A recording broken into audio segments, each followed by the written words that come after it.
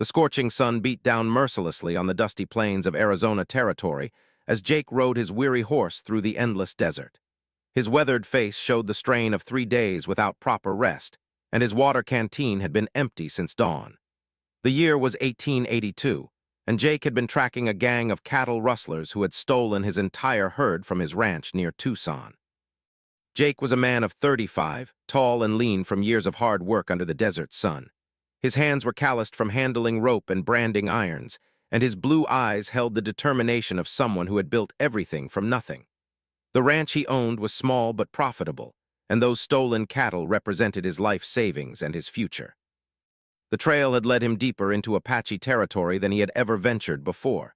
He knew the dangers, but desperation drove him forward. Those cattle were not just livestock to him. They were his children's inheritance, his wife's security, and his own pride. Without them, he would lose the ranch to the bank, and his family would have nothing. As his horse stumbled slightly on the rocky ground, Jake noticed smoke rising in the distance. His heart raced with hope. Smoke meant people, and people might mean water and information about the rustlers.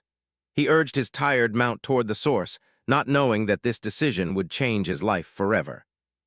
The smoke came from a small Apache camp nestled between two large red rocks that provided shelter from the wind. Jake counted 5 teepees and could see several horses grazing nearby. His throat was parched, and his lips were cracked from the heat, but he approached cautiously. Relations between white settlers and Apache tribes had been tense for years, and he was alone and far from any help. As he drew closer, Jake noticed something unusual. 3 young Apache women sat outside one of the teepees, and their faces were painted with strange markings he had never seen before. The patterns were intricate, swirling designs in white and red paint that seemed to tell a story across their foreheads and cheeks. The women appeared to be around 20 years old, and they sat perfectly still, staring straight ahead as if in some kind of trance. An elderly Apache man emerged from the largest teepee as Jake approached. The old man's face was deeply lined with age and wisdom, and he wore traditional clothing decorated with beads and feathers. His eyes held no hostility, but rather a deep sadness that seemed to weigh heavily on his shoulders. Jake dismounted slowly, keeping his hands visible and his movements non-threatening. He had learned some Apache words during his years in the territory, and he managed to communicate his basic needs, water and information about white men with cattle. The old man, who introduced himself as Chief Red Cloud, invited Jake to sit by their small fire. Through a mixture of broken Apache, Spanish, and sign language, Jake learned that the chief had indeed seen the rustlers pass through 2 days earlier. They had been driving a large herd of cattle toward the Mexican border, just as Jake had suspected. But as they spoke, Jake's eyes kept returning to the 3 young women with the painted faces. There was something haunting about their stillness, and he noticed that the other members of the tribe seemed to avoid looking at them directly. Finally, Jake's curiosity overcame his politeness, and he asked about the 3 women. The old chief's face grew even more sorrowful, and he began to tell a story that made Jake's blood run cold.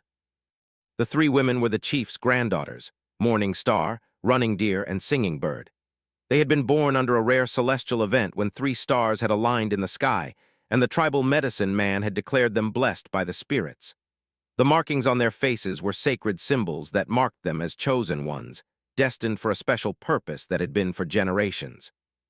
According to the ancient prophecy, the 3 sisters would one day save their people from a great catastrophe, but only if they were willing to make the ultimate sacrifice.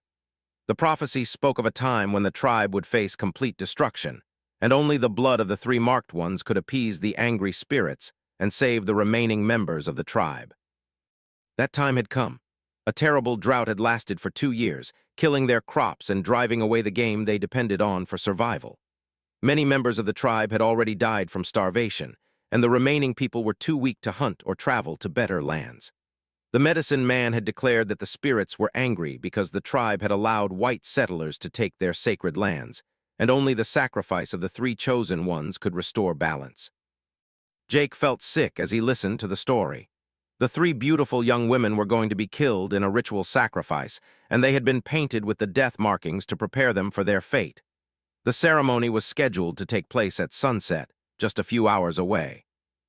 The old chief explained that he loved his granddaughters more than life itself, but he was bound by tradition and the will of his people. The entire tribe was dying, and if the sacrifice could save even some of them, it was a price that had to be paid. The three women had accepted their fate with courage, knowing that their deaths might mean life for their younger siblings and cousins. Jake's mind raced as he processed this information. He thought of his own daughter back home, a girl about the same age as these three women, and he couldn't imagine allowing her to be sacrificed for any reason. But he also understood that he was an outsider in a desperate situation, and his interference could make things worse for everyone involved. As the sun began its descent toward the horizon, the tribal members started preparing for the ceremony. Jake watched in horror as they built a large fire in the center of the camp and began to arrange stones in a sacred pattern around it. The three women remained motionless, their painted faces serene despite their approaching doom. The old chief noticed Jake's distress and tried to explain that this was their way, that the spirits demanded this sacrifice, and that the women were honored to give their lives for their people. But Jake couldn't accept it. He had seen too much death in his life, from wars, disease, and the harsh realities of frontier living, and he couldn't stand by and watch three innocent young women die when there might be another way. As the preparations continued, Jake found himself studying the three women more closely. Despite their stillness, he could see intelligence and life in their eyes. These were not mindless victims, but brave young women who had chosen to face death to try to save their loved ones. Their courage impressed him, but it also strengthened his resolve to find another solution. The medicine man appeared as the sun grew lower, dressed in elaborate ceremonial robes and carrying a long, curved knife that glinted in the firelight. He began to chant in the Apache language, calling on the spirits to accept the offering that was about to be made. The sound sent chills down Jake's spine, and he knew that time was running out. That's when the idea struck him. It was desperate and probably foolish, but it was the only chance he could think of to save the three women while still helping the tribe.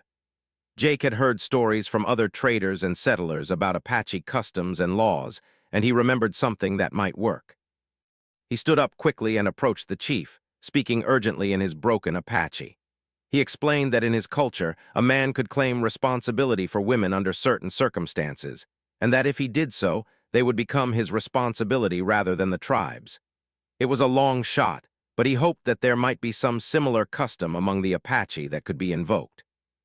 The chief looked confused and consulted with the medicine man, who seemed angry at the interruption. Other tribal members gathered around, and Jake could feel the tension rising as he waited for an answer. Finally, the old chief spoke. There was indeed an ancient law that allowed an outsider to claim members of the tribe if he could prove his worthiness, and if he was willing to accept full responsibility for their welfare.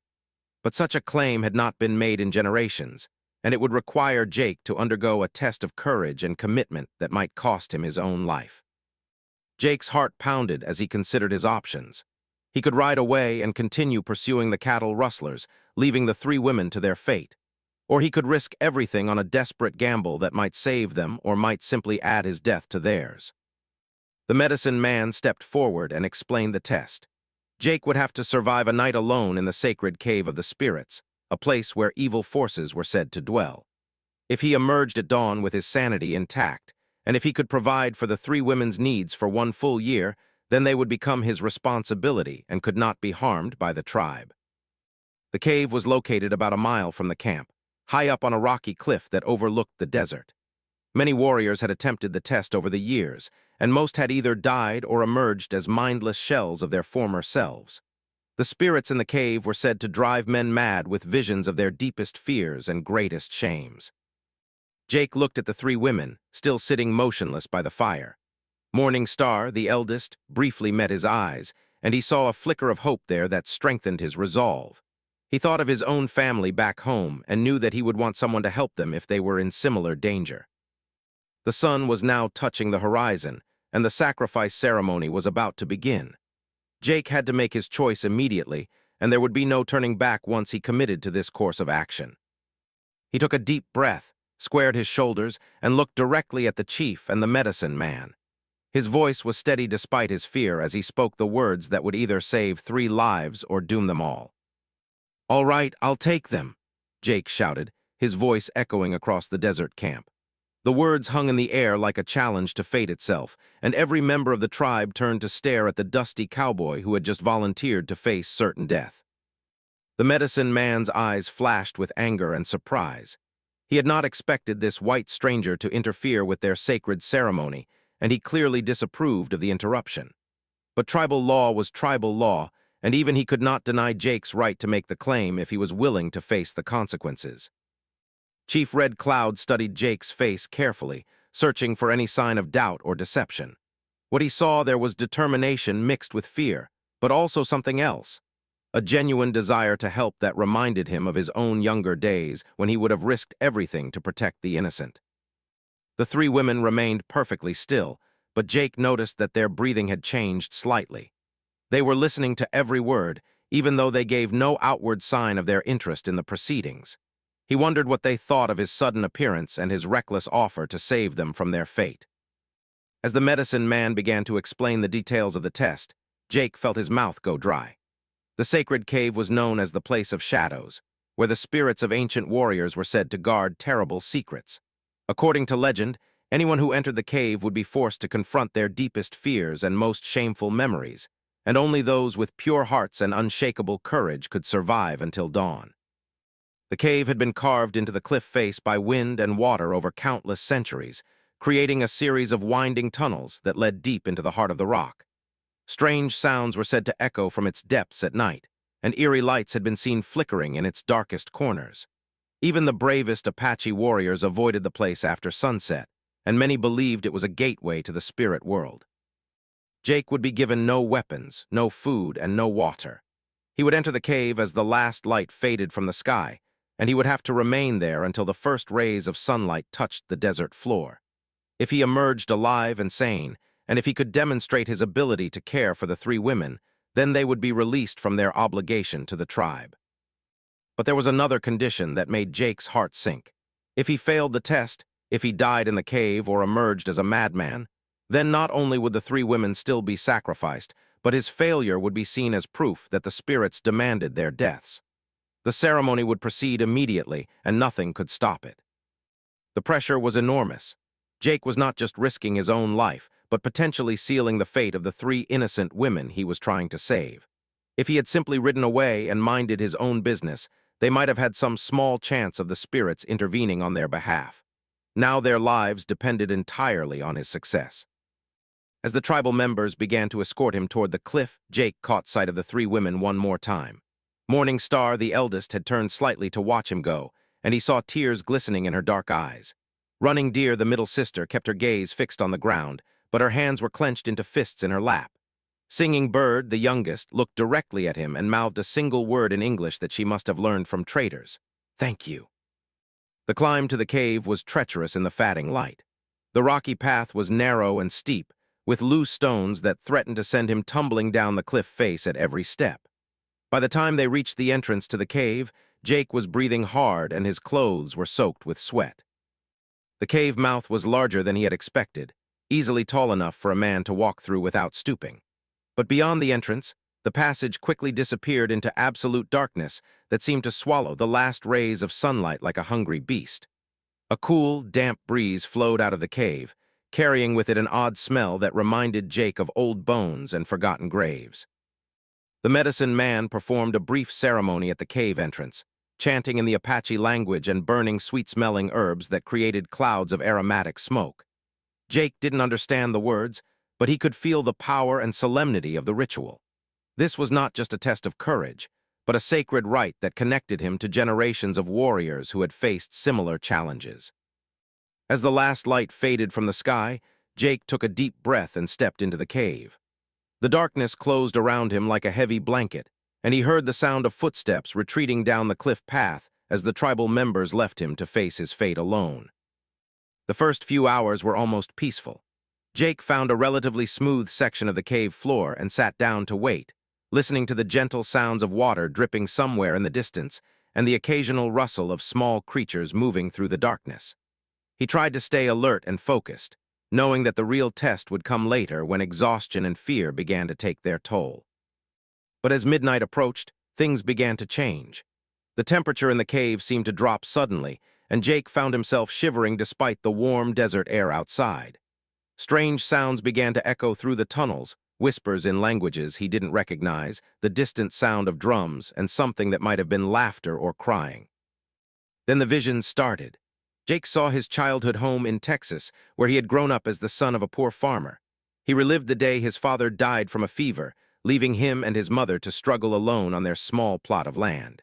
He felt again the crushing weight of responsibility as he worked from dawn to dusk, trying to keep the farm running while barely old enough to handle the plow. The visions became more intense and more personal. He saw himself as a young man, full of dreams and ambitions, leaving home to seek his fortune in the Arizona territory. He relived his first encounters with Apache raiders, the fear and hatred he had felt, and the shame of realizing that he had judged an entire people based on the actions of a few. He saw his wedding day when he had married Sarah, the daughter of a merchant in Tucson. He remembered the joy and hope he had felt as they built their ranch together, working side by side to create something lasting and good. But then came the harder memories. The miscarriages Sarah had suffered, the years of struggle to make the ranch profitable, the mounting debts, and the constant worry about the future. The spirits seemed determined to show him every mistake he had ever made, every moment of weakness and failure. He saw himself losing his temper with his hired hands, making poor business decisions, and sometimes drinking too much whiskey when the pressures became overwhelming. He relived arguments with Sarah, times when he had been too proud to apologize or too stubborn to admit he was wrong. But the worst visions were yet to come. The spirits showed him possible futures, his ranch being sold at auction, his family living in poverty, his children growing up without opportunities because of his failures. He saw Sarah growing old and bitter, disappointed in the man she had married and the life they had built together. Jake fought against the visions, trying to remind himself that they were not real, but they felt more vivid and immediate than his actual memories. The cave seemed to pulse with malevolent energy, and he could feel unseen presences moving around him in the darkness. Sometimes he thought he heard voices calling his name, trying to lure him deeper into the tunnels where he might become lost forever. As the night wore on, Jake began to understand what the test was really about. It was not just about facing his fears, but about accepting his flaws and mistakes while still maintaining hope for the future. The spirits were showing him truth, both the good and bad aspects of his character, and forcing him to confront who he really was beneath the surface. He thought about the 3 Apache women sitting by the fire, waiting to learn their fate. They had shown incredible courage in accepting their destiny, even though they were afraid. They had put the welfare of their people above their own lives, demonstrating a kind of selflessness that Jake wasn't sure he possessed. But as dawn approached, Jake began to feel a change in the atmosphere of the cave. The hostile presences seemed to retreat, and the temperature began to warm slightly. He had survived the night, but more importantly, he had learned something valuable about himself and about the meaning of sacrifice. The first rays of sunlight filtering into the cave entrance were the most beautiful sight Jake had ever seen. He stumbled toward the light on shaking legs, emerging into the fresh morning air like a man reborn. His clothes were torn and dirty, his face was streaked with tears and sweat, but his eyes held a new clarity and purpose. The tribal members were waiting for him, along with the 3 women whose lives hung in the balance. Chief Red Cloud studied Jake's face carefully, looking for signs of madness or spiritual damage. What he saw there seemed to satisfy him, because he nodded slowly and spoke a few words to the medicine man. But Jake's ordeal was not over yet. He had passed the first part of the test by surviving the night in the cave, but he still had to prove that he could provide for the 3 women for an entire year. This meant demonstrating that he had the resources and skills necessary to feed, clothe, and protect them, as well as the wisdom to guide them in their new life away from the tribe. Jake's mind raced as he considered his options. His ranch was 3 days' ride away, and he had no way of knowing if the cattle rustlers had left him anything to work with. His savings account in the Tucson bank was modest, and taking on the responsibility for 3 additional people would strain his resources to the breaking point. But as he looked at the 3 women, still painted with the death markings, but now watching him with obvious hope, Jake knew he would find a way to make it work. He had risked everything to save them, and he would not let them down now. The medicine man stepped forward with a new challenge. Jake would have to demonstrate his worthiness not just through words, but through actions. He would be required to hunt and provide fresh meat for the entire tribe before he could take the women away. Furthermore, he would have to show his knowledge of survival skills by finding water in the desert without any guidance from the tribal members. This was no easy task. The drought had driven away most of the game in the area, and the few remaining water sources were carefully guarded secrets that the Apache shared only with their most trusted allies. Jake was exhausted from his night in the cave, and his horse was still weak from the long journey, but he had no choice but to accept the challenge. As he prepared to leave the camp on his hunting expedition, Morning Star approached him quietly. She spoke in broken English, telling him about a hidden spring that her grandfather had shown her as a child. It was located in a small canyon about 2 miles to the north, concealed behind a fallen boulder that looked like a sleeping bear. Jake was touched by her willingness to help, especially since she was risking punishment from the medicine man if her assistance was discovered. It gave him hope that the 3 women would be willing partners in building a new life, rather than unwilling burdens who resented being saved from their fate. Jake set out across the desert with renewed determination, following Morning Star's directions toward the hidden spring. The sun was climbing higher, and the heat was becoming intense, but he pushed forward through the rocky terrain. His horse seemed to sense the urgency of their mission and found new strength despite the difficult conditions. The canyon Morning Star had described was exactly where she said it would be, and the fallen boulder did indeed resemble a sleeping bear when viewed from the right angle. Behind it, Jake discovered a small but steady spring of clear, cool water bubbling up from deep underground. He filled his canteen and let his horse drink, feeling grateful for the Apache woman's trust and assistance. Finding game proved more challenging. Jake spent hours tracking through the desert, following faint trails and signs that most men would have missed entirely. His years of experience as a rancher had taught him to read the land, but the drought had scattered the animals far and wide in their search for food and water. Finally, as the afternoon sun was beginning to sink toward the horizon, Jake spotted a small herd of wild horses in a distant valley. Among them was a young stallion that had wandered away from the group, making it an easier target for a skilled marksman.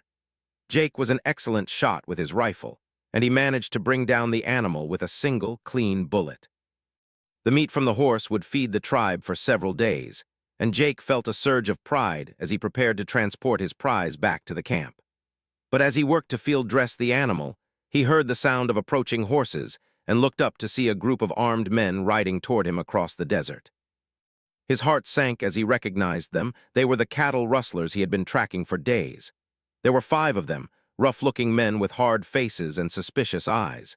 They were heavily armed and clearly accustomed to violence, and Jake realized he was in serious danger. The leader of the group was a man named Black Pete, a notorious outlaw who had been terrorizing the territory for years. He was tall and thin with a scraggly black beard and cold gray eyes that seemed to look right through a man's soul. The other rustlers were equally dangerous, wanted men who had nothing to lose and no mercy for anyone who stood in their way. "Well, well," Black Pete drawled as he dismounted from his horse. "If it ain't Jake, the famous rancher, we heard you was tracking us, cowboy. Took you long enough to catch up." Jake kept his hands visible and tried to appear calm, but his mind was racing as he considered his options. He was outnumbered, and his rifle was several feet away where he had set it down while working on the horse. The rustlers had clearly been watching him for some time, and they had chosen their moment carefully. "I want my cattle back," Jake said evenly. "No need for anyone to get hurt over this. Just tell me where they are and we can work something out." Black Pete laughed, a harsh sound that echoed across the desert. "Your cattle, those beasts belong to us now. We took 'em fair and square, and we already sold most of 'em to buyers down in Mexico. You're a little late to the party." Jake felt his anger rising, but he forced himself to stay calm. These men held his future in their hands, and one wrong move could cost him everything. But even as he tried to negotiate, he could see in their eyes that they had no intention of letting him leave alive. He had seen too much and could identify them to the territorial authorities. "Look," Jake said, taking a small step toward his rifle. "I'm not looking for trouble. I've got business to attend to, and I'm sure you boys have places to be. Why don't we just call it even and go our separate ways?" But Black Pete was already shaking his head. "Can't do that, cowboy. You see, we can't have you running to the sheriff with stories about seeing us out here. Bad for our reputation, if you know what I mean." The other rustlers spread out in a semicircle around Jake, their hands resting on their guns. He could see that they were experienced killers who had done this many times before. In a few moments, they would draw their weapons and end his life, leaving his body for the vultures and coyotes. Jake thought about the 3 Apache women back at the camp, still wearing their death markings and waiting for his return. If he died here, they would be sacrificed at sunset, and all his efforts would have been for nothing. The idea of failing them after they had placed their trust in him was unbearable. That's when Jake remembered something his father had told him many years ago. When you're backed into a corner, son, sometimes the only way out is through. His father had been talking about farming and business, but the principle applied just as well to life and death situations. Jake suddenly lunged toward his rifle, moving faster than the rustlers had expected. He rolled behind the carcass of the horse, using it as cover as bullets whined overhead. His hands found his weapon, and he came up firing, taking careful aim despite the chaos of the moment. His first shot took down one of the rustlers, and his second wounded another. But there were still 3 men shooting at him, and he was trapped behind inadequate cover with limited ammunition. The situation looked hopeless, and Jake began to think that this was where his story would end. But then he heard the sound of war cries echoing across the desert, and a group of Apache warriors came charging over the ridge on horseback. Chief Red Cloud was leading them, along with several of his best fighters. They had heard the gunshots and come to investigate, arriving just in time to turn the tide of the battle. The rustlers were caught completely off guard by this unexpected development. They had been focused on Jake and hadn't noticed the approach of the Apache war party until it was too late. Black Pete and his remaining men tried to retreat, but they were surrounded and outnumbered. The battle was brief but fierce. The Apache warriors were skilled fighters who knew every inch of the desert terrain, and they quickly overwhelmed the rustlers. When the shooting stopped, Black Pete and 2 of his men were dead, while the other 2 had been taken prisoner. Jake emerged from behind the horse carcass, grateful to be alive but shaken by how close he had come to death. Chief Red Cloud approached him with a serious expression, and for a moment Jake wondered if the old chief was angry about the violence that had occurred on Apache land. But instead, Red Cloud placed a hand on Jake's shoulder and spoke in his broken English. "You fight well, cowboy. You show courage and honor. The spirits have tested you again, and you have proven yourself worthy." Jake realized that this encounter with the rustlers had been another kind of test, one that he had passed by standing his ground and fighting for what was right. The Apache warriors had witnessed his courage under fire, and their respect for him had grown accordingly. As they prepared to return to camp, Jake learned something that made his heart soar. One of the captured rustlers, desperate to save his own life, had revealed the location of the stolen cattle. The herd was hidden in a box canyon about 20 miles to the south, guarded by only 2 men who could easily be overwhelmed. Chief Red Cloud offered to help Jake recover his cattle in exchange for a share of the recovered animals. It was a fair deal that would benefit both parties, and Jake accepted gratefully. With his herd restored, he would have the resources he needed to care for the 3 Apache women and fulfill his obligations under tribal law. The return to camp was triumphant. The tribe gathered around as Jake presented the fresh meat from the horse he had killed, along with news of the defeated rustlers. The medicine man could no longer argue that Jake was unworthy, and even he grudgingly admitted that the cowboy had proven himself through both courage and generosity. The ceremony to transfer custody of the 3 women was simple but moving. Chief Red Cloud spoke about the ancient laws and the importance of keeping one's word, while the medicine man performed rituals to release the women from their tribal obligations. The death markings were carefully washed from their faces, symbolizing their rebirth into a new life. Morning Star, Running Deer, and Singing Bird stood quietly during the ceremony, but Jake could see the relief and hope in their eyes. They were no longer bound by the prophecy that had condemned them to death, and they faced an uncertain but promising future as members of Jake's extended family.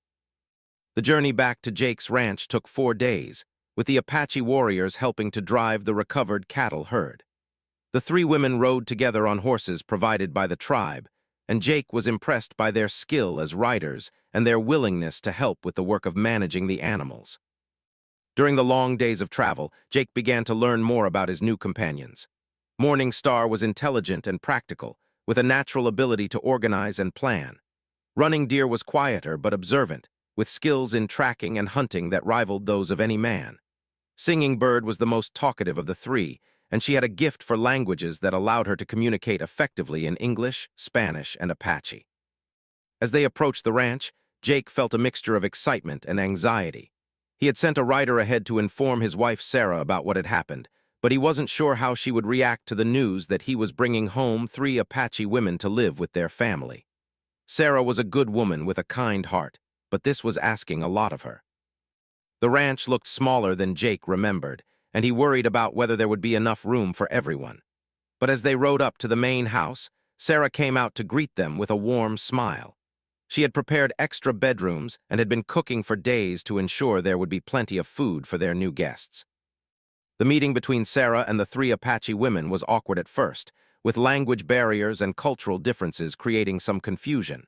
But Sarah's genuine kindness and the women's grateful appreciation for their salvation quickly broke down the barriers. Within hours, they were working together in the kitchen, sharing cooking techniques and learning each other's names for common household items. Jake's children, a boy of 12 and a girl of 10, were fascinated by their new. They had heard stories about Apache people but had never met any in person. The 3 women proved to be patient teachers, showing the children how to weave baskets, track animals, and find edible plants in the desert. As the weeks passed, the unusual household settled into a comfortable routine. Morning Star took charge of managing the domestic affairs of the ranch, proving to have excellent organizational skills and a talent for making the most of limited resources. Running Deer helped with the cattle and horses, demonstrating an intuitive understanding of animal behavior that impressed even the experienced ranch hands. Singing Bird worked as a translator and mediator, helping to smooth over the occasional cultural misunderstandings that arose. The 3 women also began to adapt to their new culture, learning to wear Western clothing when they went to town and practicing their English with Sarah and the children. But they maintained their Apache traditions in private, teaching Jake's family about their customs and sharing stories from their tribal heritage. The first real test of the arrangement came when Jake took the women to town for supplies. Tucson was a rough frontier settlement where prejudice against Apache people ran deep, and several townspeople made hostile comments about Jake's new household members. But the 3 women handled the situation with dignity and grace, ignoring the insults and focusing on their business. Jake found himself growing increasingly protective of the women, and he made it clear to anyone who would listen that they were under his protection and would be treated with respect. His reputation as a fair but tough rancher helped to keep most troublemakers at bay, but he knew that acceptance would come slowly. The cattle business prospered with the help of the recovered herd and the women's contributions to ranch management. Morning Star's organizational skills improved efficiency throughout the operation, while Running Deer's animal expertise helped to increase the health and productivity of the livestock. Even Singing Bird contributed by serving as a translator when dealing with Mexican buyers and Apache suppliers. As the year progressed, Jake realized that saving the 3 women had been one of the best decisions he had ever made. They had become valued members of his family and essential contributors to the success of his ranch.